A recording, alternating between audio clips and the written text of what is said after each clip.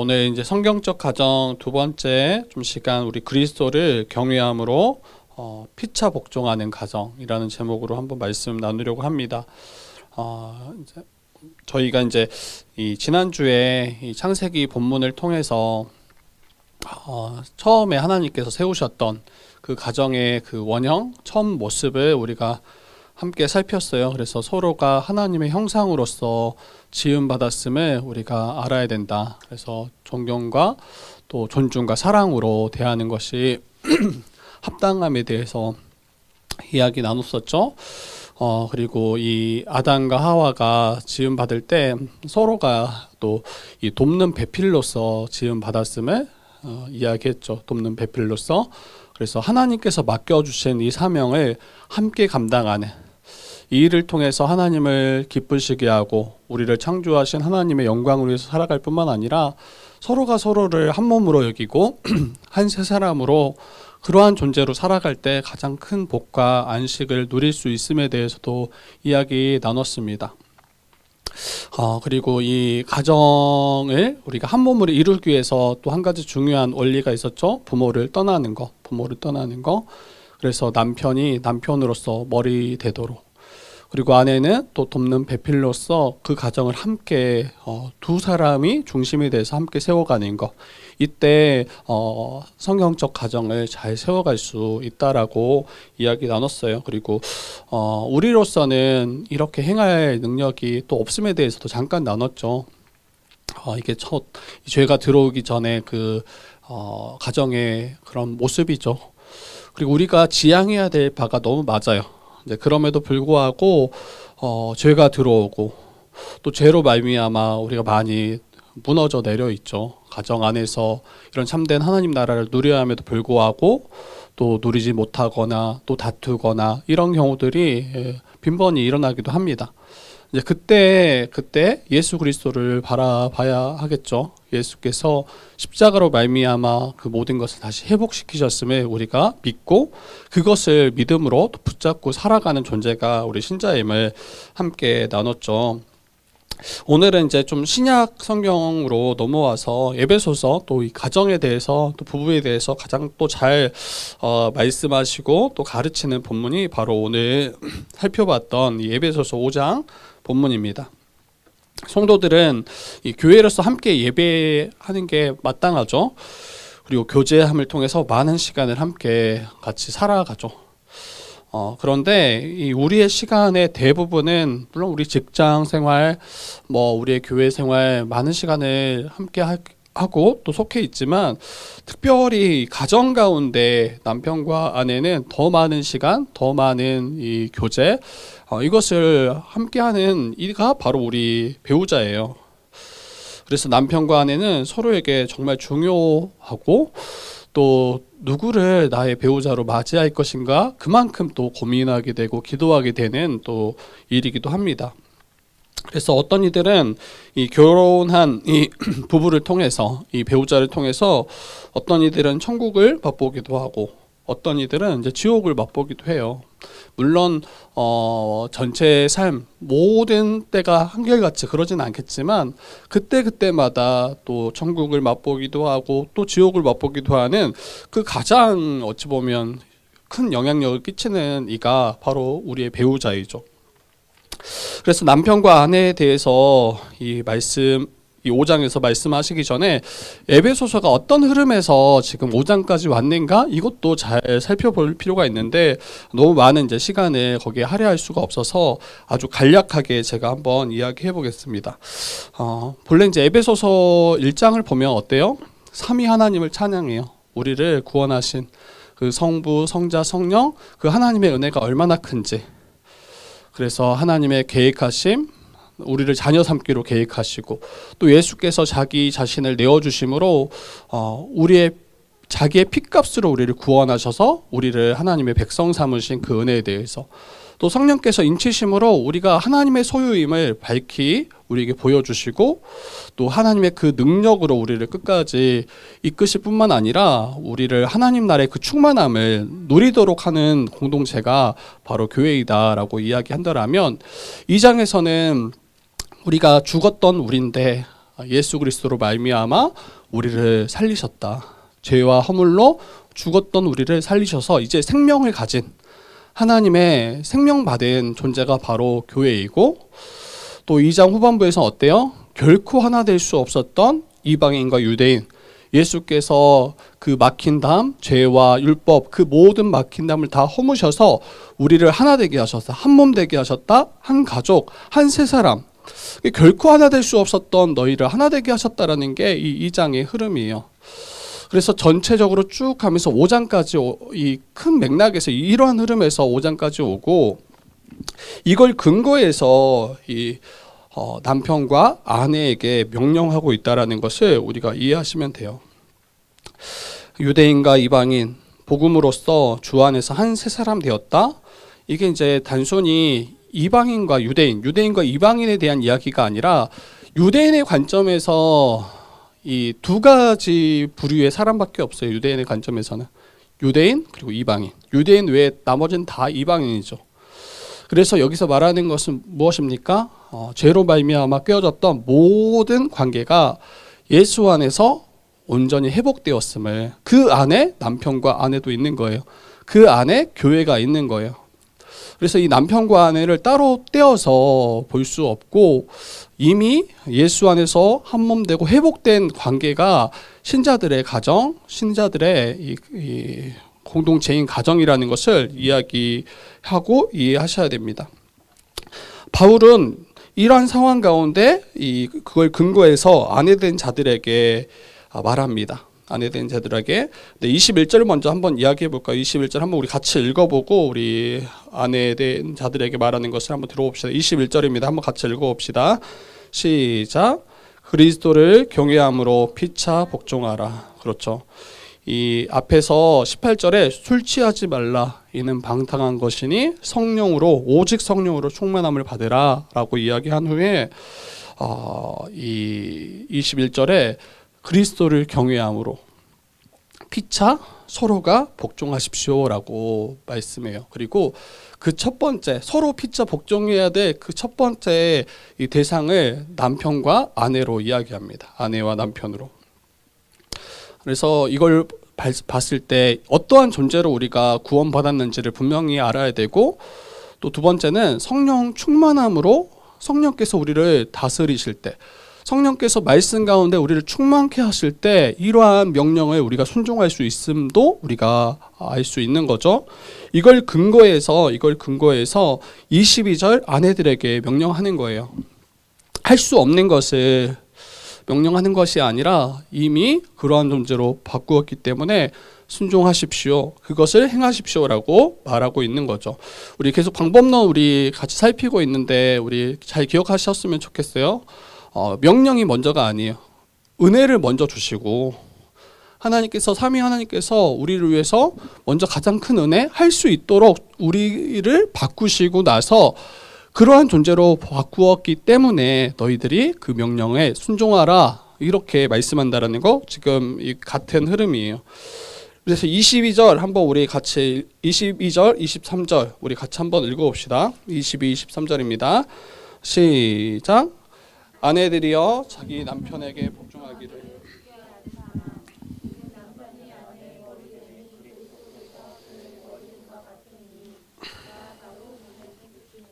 네, 바울은 아내된 이들에게 말합니다. 자기 남편에게 복종하기를 주께 하라. 이제 나는 이제 아내가 아니기 때문에, 미혼이기 때문에 나와 상관없는 말씀 이렇게 받으시면 안 돼요.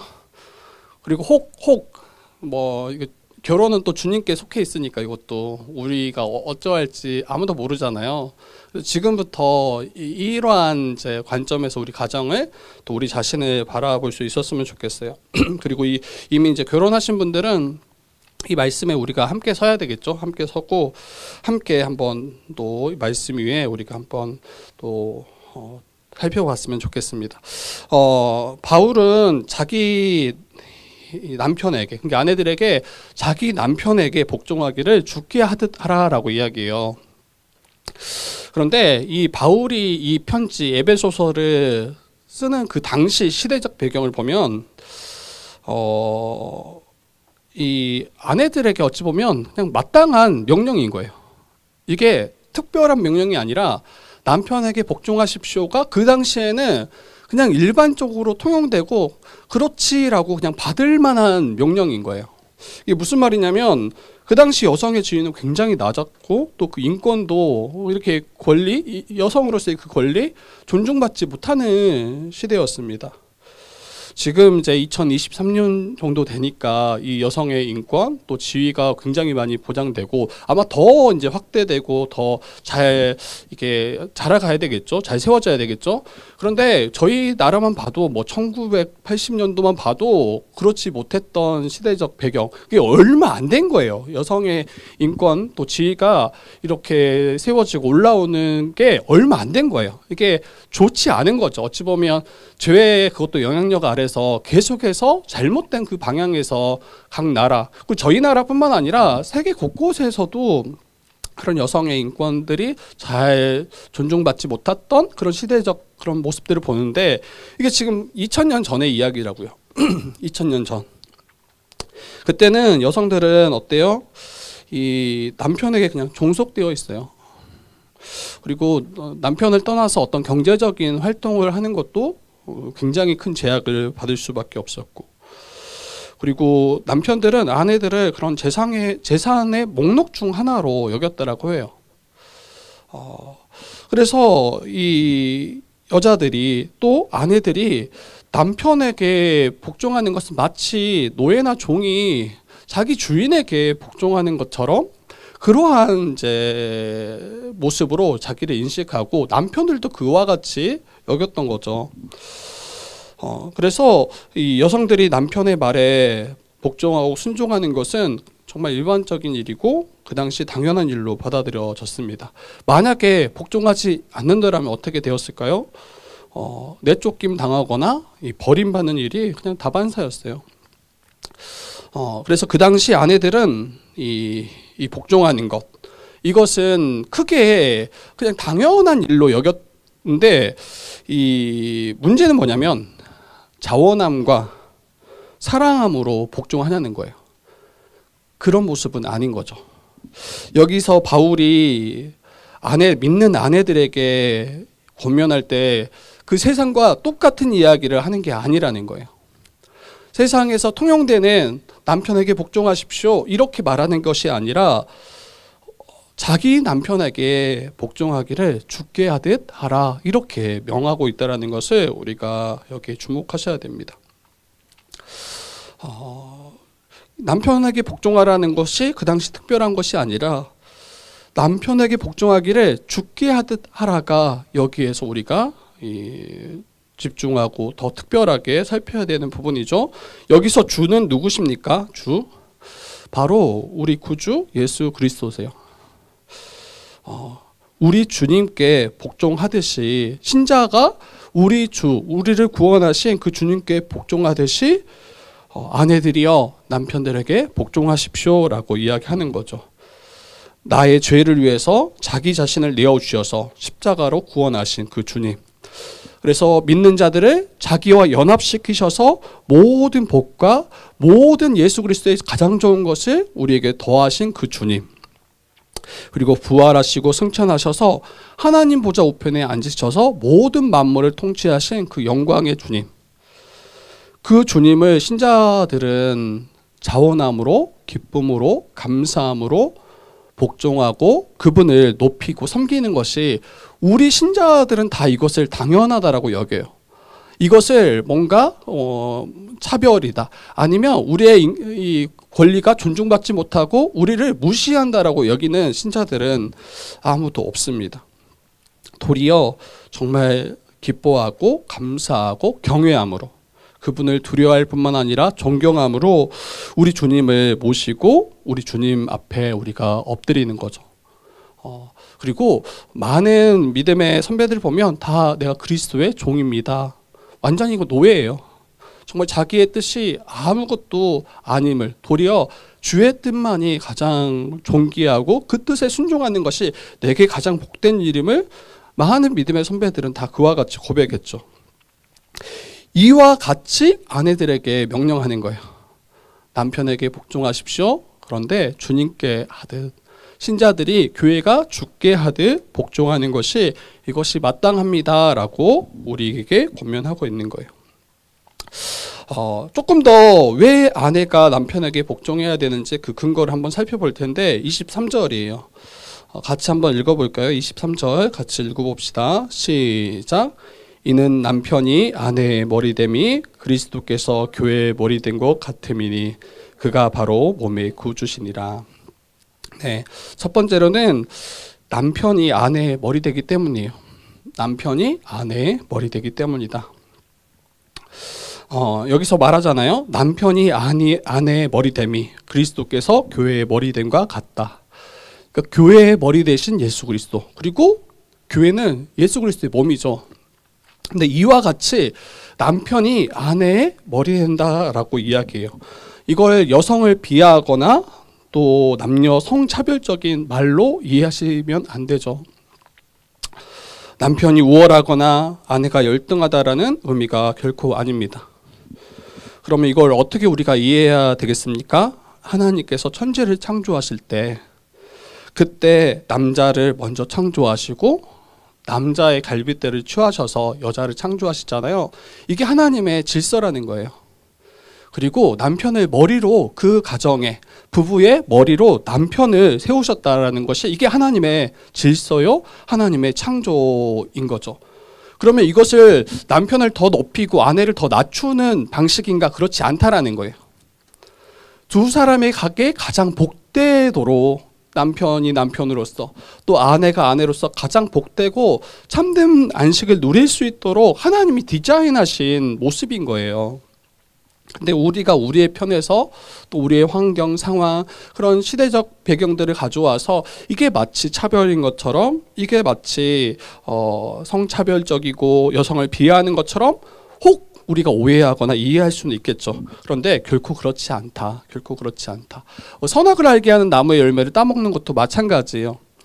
어떤 이들을 많이들 오해하잖아요. 왜 하나님께서 이것을 만드셔서 우리를 범죄하도록 하셨는가?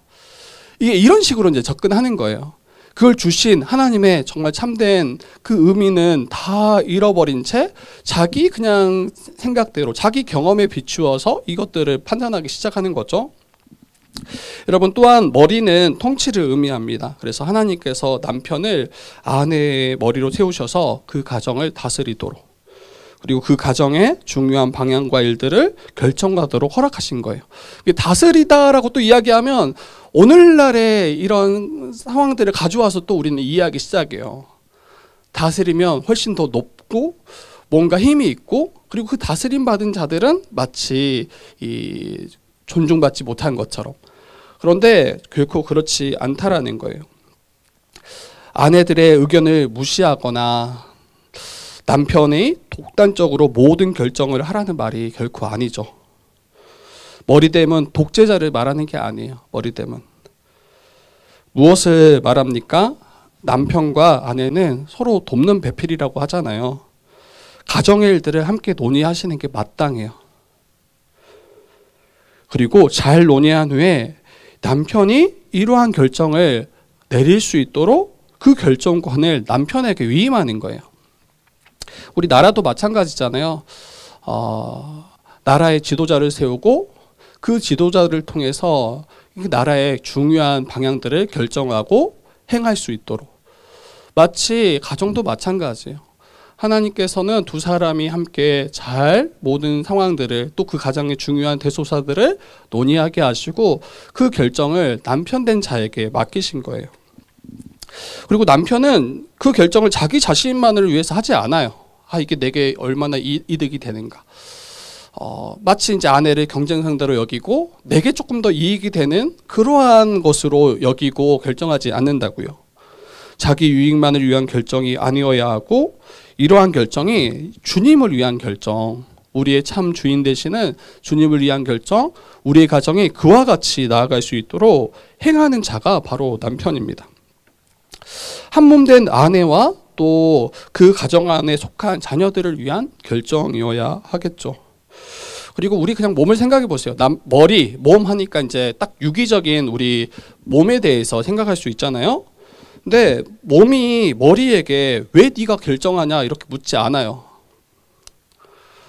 그리고 통제받는 그 몸이 그것을 차별이라고 말하지 않아요.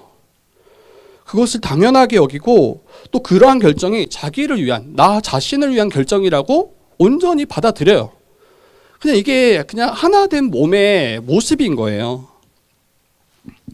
이처럼 남편은 머리의 역할을 감당함으로 아내와 가정을 유익하게 하는데 힘쓸 것이 분명하기 때문에 아내들은 남편을 머리로서 인정하고 그 뜻을 존중함으로 그 결정들을 따라가는 거죠. 저도 이제 결혼 이제 7년 차인데 결혼 후에 중요한 결정들이 꽤 많이 있어요. 가정 안에서. 그리고 어찌 보면 두 가지 정도 크게 보면 결정할 게 있었어요. 처음에는 이제 결혼한 후에 제가 아내한테 이런 이야기를 했어요. 전남으로 내려가면 좋겠다. 전남으로. 예, 전남으로 내려가서 거기서 목회했으면 좋겠다. 근데 그 이유가 뭐 저는 나름대로 있는 거죠. 저는 그때 한책사 간사였고 또 목회자였는데 이 전남에 한책사 간사님들이 굉장히 지금도 많이 부족해요. 그래서 또 제가 이제 전남 출신이다 보니까 거기에 있는 목회자들이 너무 눈에 밟히는 거예요. 그래서 거기 있는 목사님들 또 우리 전사님들 후배들 좀 도왔으면 좋겠다. 이게 이제 결혼 전부터 제가 가지고 있었던 생각인 거예요. 그리고 이제 결혼을 못했더라면 저는 아마 내려갔을 거예요. 혼자. 그 전에 이제 제가 제 선배 간사님한테 제가 좀 내려갔으면 좋겠다라고 결혼 전에 제가 연애하기 전에 그렇게 먼저 이 조언을 구하고 말씀드렸는데 그 간사님이 너가 내려가도 별 도움이 안 될 거다. 제가 너무 그때 저학년이어서 그렇구나 더 열심히 배워야겠다 해서 그때 제가 이제 잠시 보류하고 이제 어느 정도 이제 아내랑 결혼할 때 이미 이제 학년이 있고 그때는 또 거기 있는 이제 선배 간사님이 전남에 있는 선배 간사님이 내려올 수 있으면 너무 좋겠다 이런 이야기도 하셨을 때여서 이제는 좀 결정을 하고 내려가야 되나? 이제 그때 근데 아내에게 묻죠. 아내에게 묻고 내려가는 거 어떠냐? 근데 아내는 굉장히 난감하죠. 평생을 서울에서 살아왔고 모든 관계들 하며 또 사역도 서울에서 하고 있었을 때라 근데 굉장히 이제 난감해하고 어려워할 때 제가 남편이니까 남편 아니냐 이러면서 강압적으로 따라라 이렇게 말하지 않는다고요.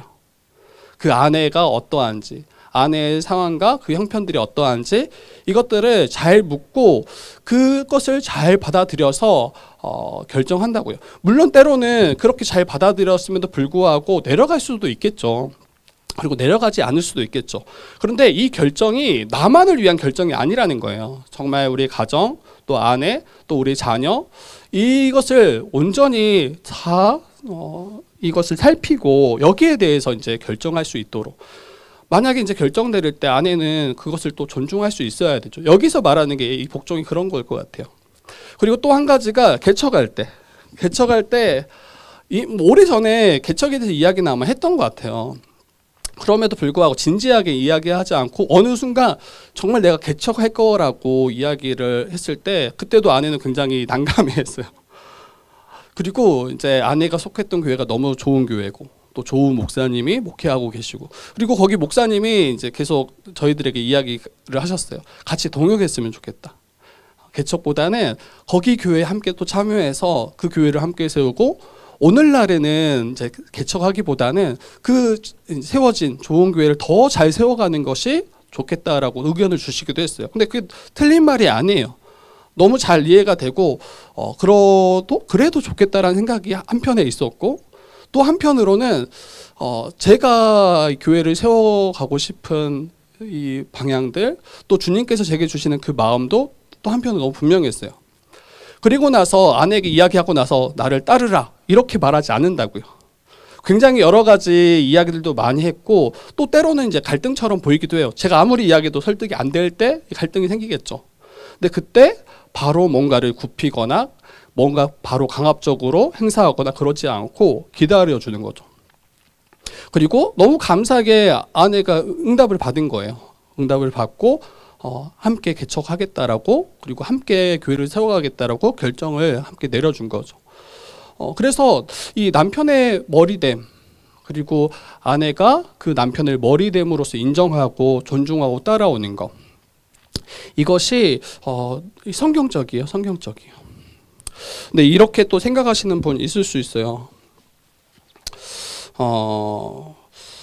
오늘날의 약간 시대적 흐름 보면 특히 이제 한국이라는 시대 가운데 이런 이야기들이 약간 만연한 것 같아요. 아내 말만 잘 들으면 자다가도 떡을 먹는다. 그리고 아내의 말을 잘 들어야 가정이 평화롭다. 뭐 틀린 말이 아닌 것 같아요. 제가 봐도 틀린 말이 아니다. 마치 약간 근데 진리처럼 이렇게 공공연하게 곳곳에서 이런 이야기를 자주 들어요. 아내의 말을 잘 들으면 또 좋은 일들을 만나게 되는 경우도 많이 있죠. 그런데 뭐 이런 것들은 뭐 동의하지만 이게 성경적인지는 잘 모르겠어요. 그러니까 아내 말을 잘 듣지 말라 이런 이야기가 아니라 정말 지혜로운 아내라면 어떻게 이 가정을 또 함께 세워갈 것인가.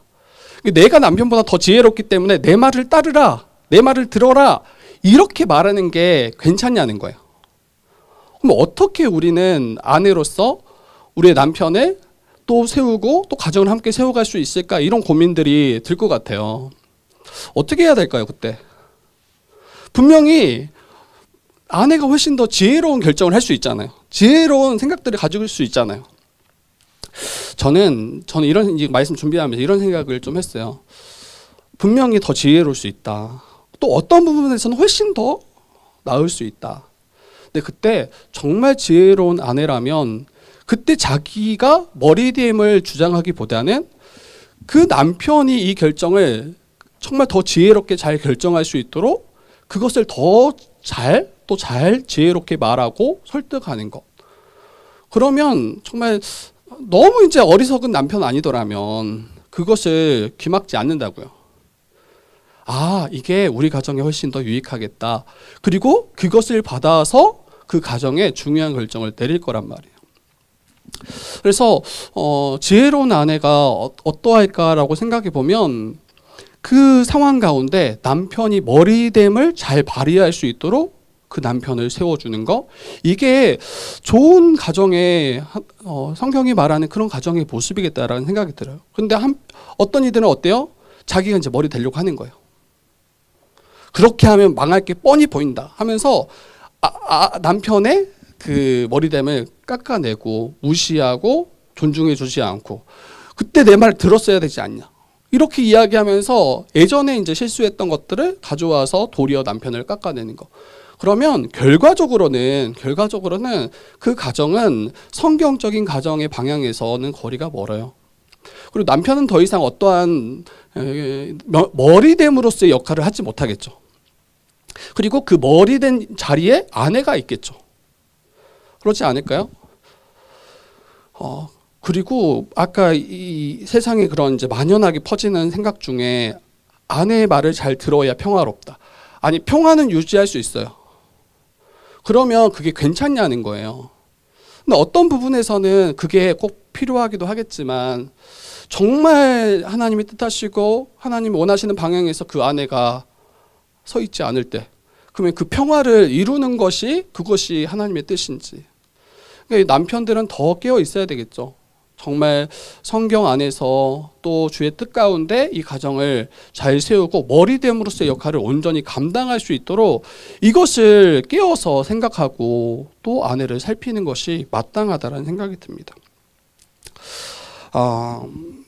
여러분, 자신이 아내들에게 이야기하는 거예요. 머리되지 말라는 이야기가 아니에요. 말라는 이야기죠. 역할이 달라요. 하나님이 세워주신 그 질서가 달라요. 그런데 머리됨이 더 높고 몸됨이 더 낮다, 이런 식으로 보는 게 이게 세상의 관점이라고요. 세상이 우리에게 심어준 생각이라고. 이걸 빨리 깨트리셔야 돼요. 깨트리시고 정말 여러분들이 어찌 보면 남편을 정말 잘 세울 때 그때 가정이 정말 참된 하나님 나라를 보겠죠. 그리고 우리 이미 창세기에서 살폈잖아요. 죄의 결과가 뭐냐면 여자는 남편을 지배하려 하나 남편은 여자를 다스리려고 한다. 여러분, 몇몇 가정은 아내 말을 잘 들을 때 평화하는 것처럼 보여요. 그리고 그걸 마치 굉장히 좋은 본인 것처럼 이야기할 수 있어요. 그리고 나머지 99%는 지금 다 죽도록 싸우고 있어요. 지금 그 몇몇 승리한 그 아내들을 마치 우리의 롤 모델로 여기고, 그렇게 우리가 이 교회 안에서 여러분들이 만들어 가려고 하면 결과적으로는 승리한 몇 사람만 굉장히 영광스럽게 보이고 나머지는 다 패배자인 것처럼. 그러면 더 죽도록 싸우겠죠. 왜 저기 집 남편은 이런데 너는 왜 그러냐, 이렇게밖에 갈 수 없어요, 결과적으로는. 그래서 이 머리됨 을 잘 우리가 세우고 또 주께 복종하되 복종할 수 있는 것, 이게 우리가 함께 세워가야 될 성경적 가정의 모습입니다. 그리고 두 번째로는 머리 대신 예수 그리스도는 교회의 구주세요. 근데 이것을 남편과 아내에게 바로 가져오세요. 우리는 머리 대신 예수께, 그리고 우리의 구주이신 주님께 자발적으로 자원함으로 기쁨과 감사함으로 복종할 수밖에 없죠. 이게 당연하다. 왜? 나를 구원하신 구주이기 때문이죠. 자기의 모든 것을 내어줘서, 자기 생명까지 내어줘서 죄인된 우리를 구원하셨기 때문이죠. 그리고 가장 자비롭게 우리를 통치하시고 다스리시기 때문에 기쁨과 감사함으로 복종함이 마땅합니다. 이것을 이제 가정 가운데 가져와서 말씀하세요. 아내의 구주를 남편으로 말하는 거예요. 그러면 남편이 그 아내를 위해서 십자가를 졌냐? 그렇지 않아요. 그렇지 않아요. 그럼에도 불구하고 이제 뒤이어서 남편이 어떻게 아내를 사랑해야 되는가를 말할 때, 아, 정말 구주 맞겠구나라고 우리가 볼 수 있는 거죠. 그래서 여기에 이 구주에 대한 부분은 남편이 아내에게 복종하는 것, 사랑하는 것을 그때 말할 때 좀 더 이야기를 나누도록 하겠습니다. 여러분 한번 우리 25절 한번 읽어볼까요? 25절 우리 한번 같이 읽어봅시다. 우리 남편들에게 이야기하는 거 같이 읽어봅시다. 시작. 남편들아, 아내 사랑하기를 그리스도께서 교회를 사랑하시고 그 교회를 위하여 자신을 주신같이 하라.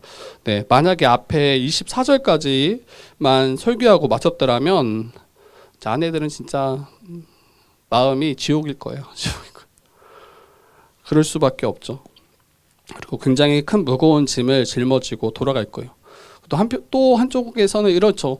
정말 머리됨을 온전히 인정하지 못하고 도리어 그것을 어려워하는 분들이라면 더 말씀이 무겁게 우리에게 다가올 수밖에 없죠. 그런데 이게 아내들에게만 주신 말씀이 아니라 남편된 자들에게도 주신 말씀이에요. 남편된 자들에게. 남편들아, 아내 사랑하기를 그리스도께서 교회를 사랑하시고 그 교회를 위하여 자신을 주신같이 하라. 그래서 구주이신 예수 그리스도께서 어떻게 행하셨는가 이미 앞에서 나눴죠. 아내를 사랑하라는 명령, 아내를 사랑하라. 여러분 그 당시 앞에서 이야기했죠. 이것 자체가 남편 그냥 사랑하라 이 이야기 자체가 남편에게는 굉장히 좀 지나친 명령을 한다라고 느낄 법한 말이에요. 그 당시에는. 우리가 지금 오늘날의 아내를 사랑한다, 사랑해야 된다, 이거는 일반적으로 통용되고 마땅하다 이렇게 이야기하는 말이라면 그 당시에 남편들이 아내를 사랑하라는 말은 이건 좀 지나치다라고 여길 법한 이야기다라는 거예요. 왜 그렇습니까? 아내는 그 당시에 사랑의 대상이 아니에요. 이야기 드렸지만 사회적 지위, 그런 인권 굉장히 낮은 때라, 또 소유물 정도로 여겨졌던 때라 인격적으로 대할 필요가 없는 거예요. 그 당시 남편들이 아내에게.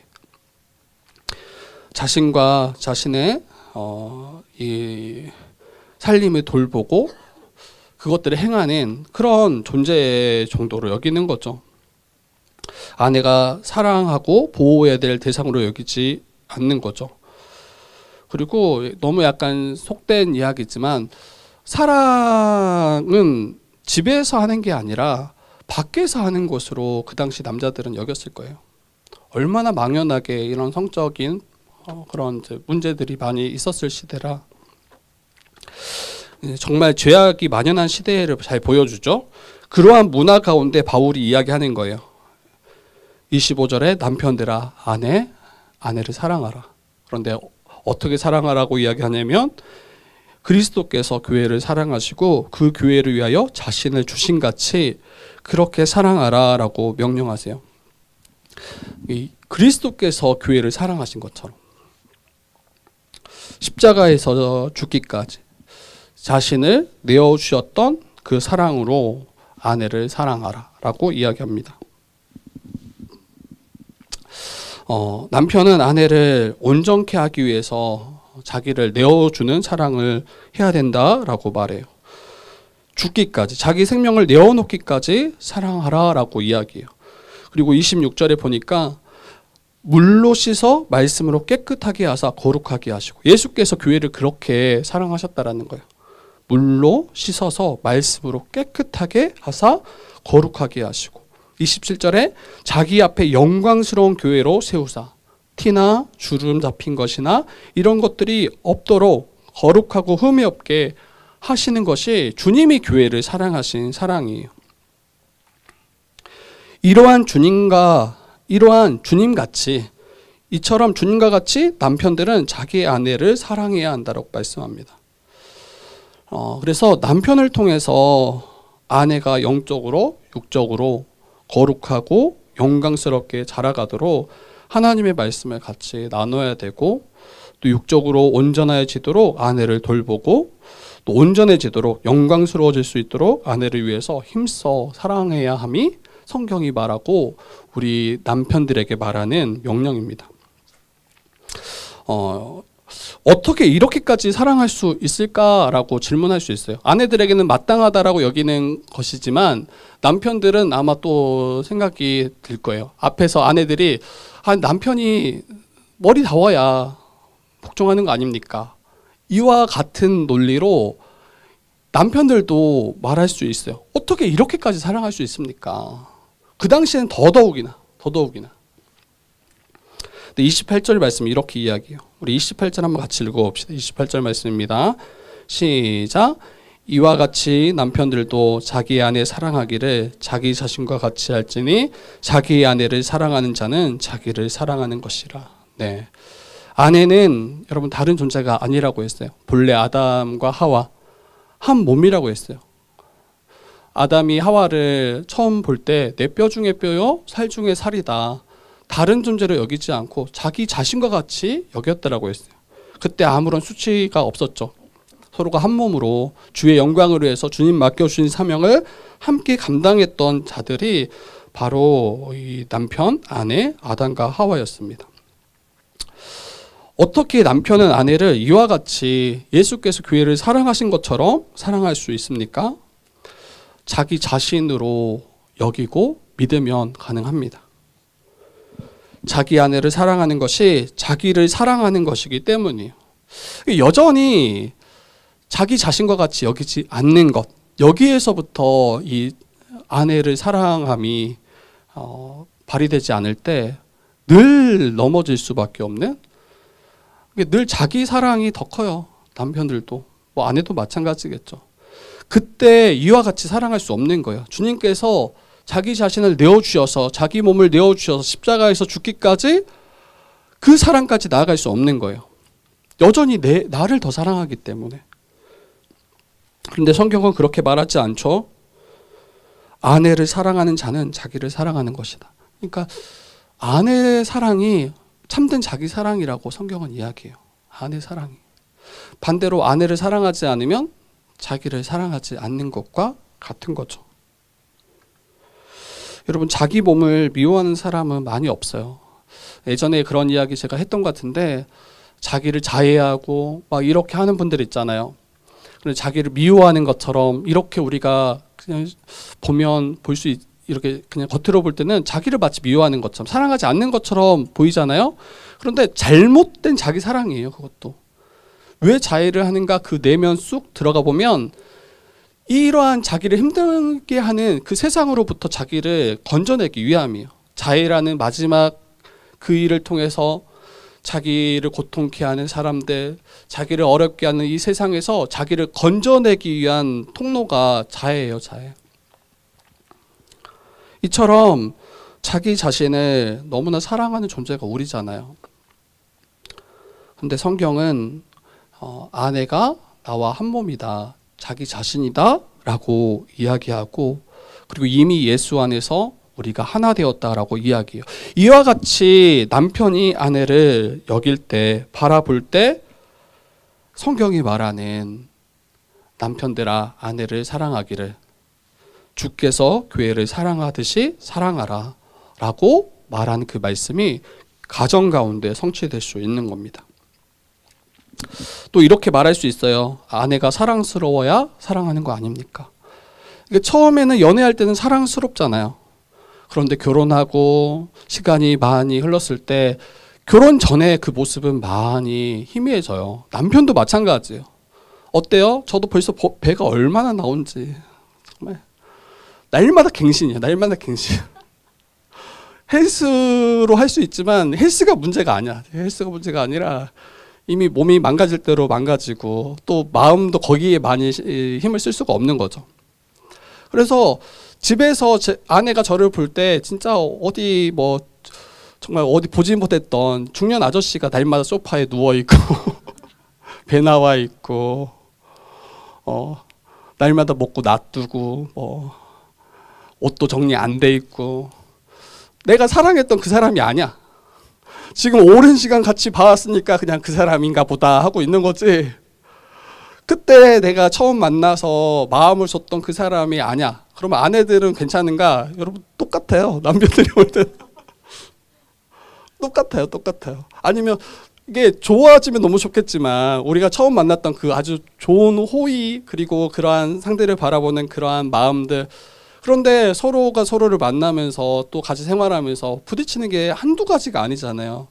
그러면 이게 좋은 감정으로 좋게 발휘되는 게 아니라 결국에는 실망하게 되고, 엊그저께도 이제 어제도 이제 같이 친척들 모이면서 잠깐 이야기할 때 제가 아는 자매가 이렇게 이야기하더라고요.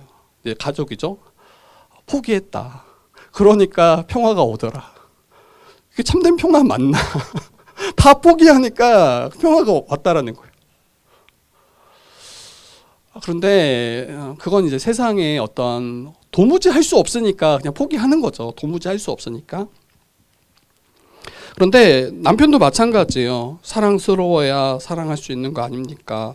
아내가 나의 머리됨을 인정해줘야 사랑할 수 있는 거 아닙니까? 이렇게 물을 수 있어요.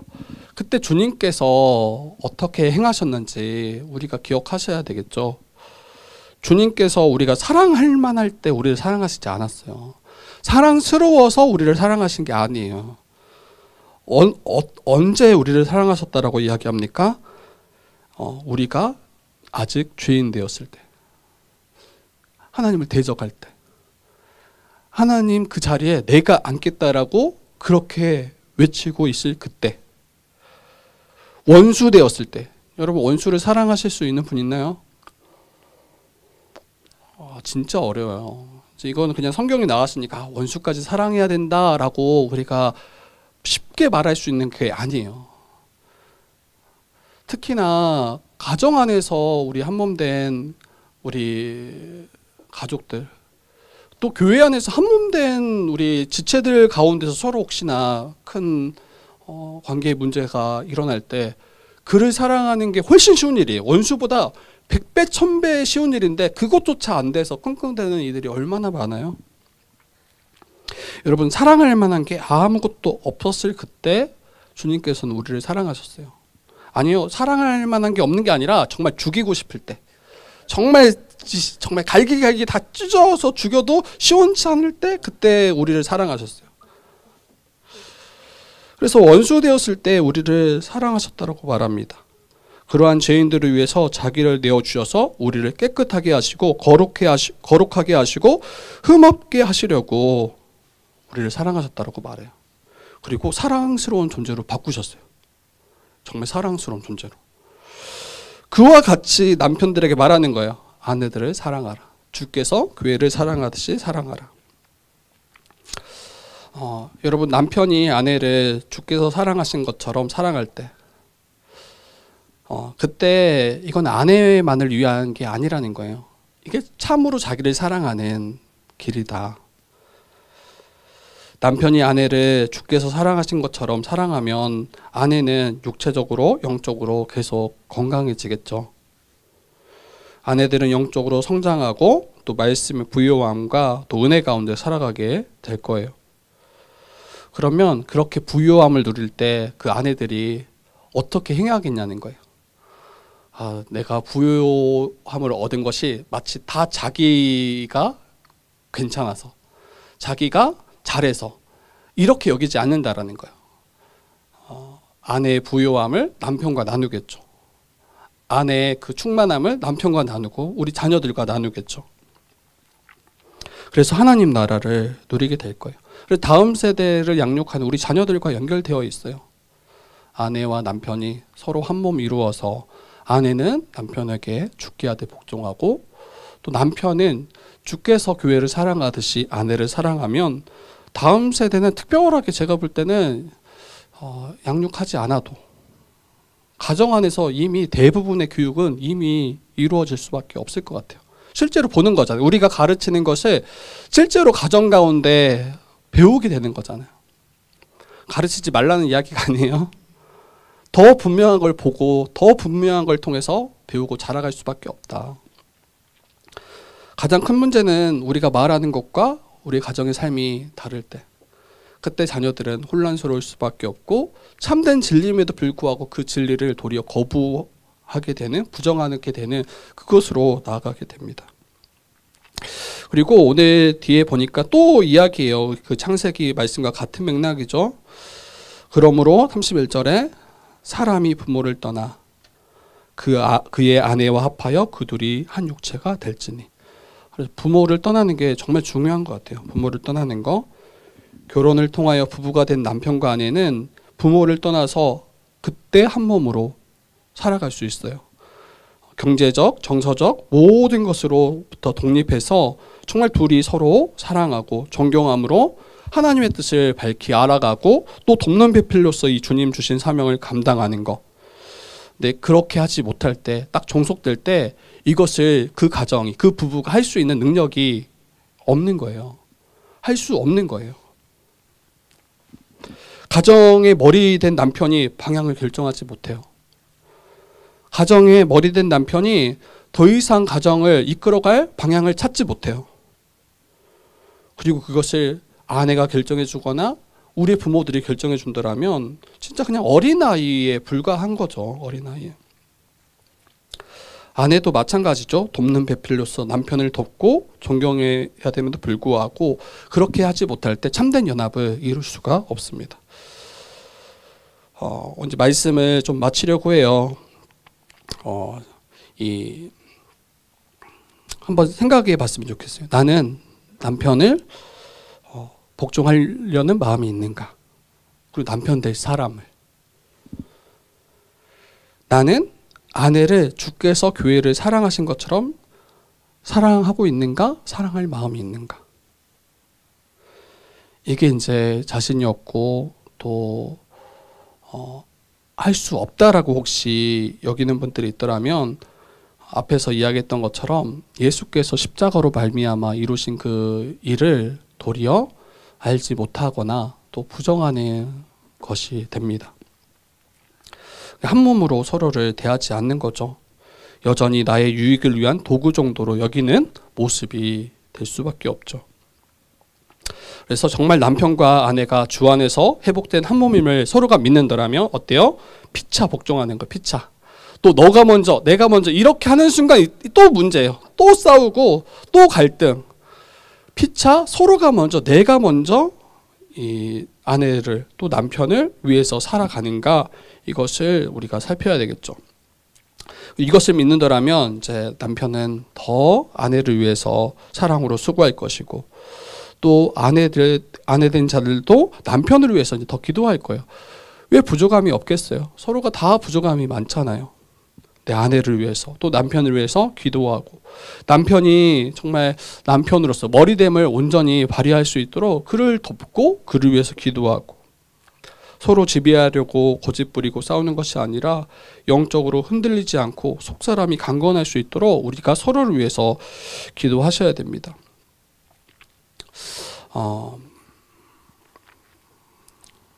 그리고 성령의 충만함을 간구하셔야 돼요. 매일매일 성령의 충만함을 간구하시고, 우리가 이걸 몰라서 지금 못 사는 게 아니에요. 이미 지금 이 말씀을 앞서 몇 번 나눴고, 저는 이 말씀을 실제로 이 강단에서 선포하는 사람이잖아요. 그런데 힘들어요. 힘들어요. 그러면 불가능한 것인가? 그렇지 않다라는 거예요. 이걸 몰라서 못 사는 게 아니죠. 실제로 이렇게 행하는 게 너무 힘들다는 거 알아요. 그때 잊지 말아야 될 게 있어요. 진짜 예수께서 행하신 그 십자가, 그것이 정말 진리 맞는지, 그리고 예수 안에서 정말 우리가 한 몸, 한 가족, 그리고 나와 같은 존재로 서로를 우리가 바라보는지, 이거를 붙잡아야 되고 날마다 그것을 붙잡음으로 살아가셔야 돼요. 그래서 저는 이제 설교를, 제가 하는 설교도 마찬가지지만 다른 분의 설교를 자주 들어요, 저는. 근데 그때 다시 들을 때 다시 내가 그렇게 살아야겠다라는 그 마음이 올라오더라고요. 또 부딪히고 또 넘어질 거예요. 그때 또 말씀 앞에 서셔야 돼요. 또 말씀으로 나를 다스려 주시기를 간구하셔야 돼요. 성령께서 우리 지체들 한 명 한 명을, 우리 가정을 붙잡아 주셔서 내 뜻과 내 생각과 맞지 않다 할지라도 정말 참된 자기 부인은 여기 있는 것 같아요. 저희는 교회적으로는 어느 정도 이런 부분들을 이제는 잘 갖추어 가고 또 힘쓰고 있는 게 보이는 것 같아요. 그런데 이제 가정까지 들어가셔야 되죠. 가정 안에서 정말 이 한 몸됨, 주께서 하나 되게 하심을 힘써 지키고 사랑함으로 섬기는가, 자기 부인이 여기 있는 것 같아요. 그래서 우리 부모를 향해서, 또 우리 자녀를 향해서, 우리 가장 가깝게는 우리 배우자를 향해서 정말 이와 같이 사랑하고, 또 정말 성령께서 도와주셔서 일들을 온전히 감당하며 나아가는 우리 주의 뜻교회 되기를, 또 성경적 가정을 함께 세워가기를 우리 주님의 이름으로 부탁드립니다.